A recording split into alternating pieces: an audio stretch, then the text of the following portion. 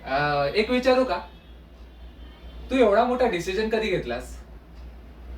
नाही म्हणजे मी आता इतका रिव्हिलंट झालोय का, की तू तुझ्या आयुष्याचे एवढे मोठमोठे डिसिजन घेणार? चल, विचारणं तर फार लांबची गोष्ट आहे. पण ह्यामध्ये तू मला छोटासा हिंट पण नाही देणार? व्हॉट? मी अडवलं असतं? हं, मला एक सांग, मी आजपर्यंत तुला कोणत्याही गोष्टीसाठी अडवलंय का?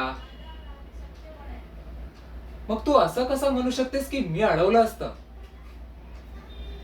तुला माहितीये, मला वाईट ह्या गोष्टीचा नाहीच वाटत आहे की तू हा डिसिजन घेतलास किंवा मी तुझ्या डिसिजनच्या विरोधात पण नाहीये.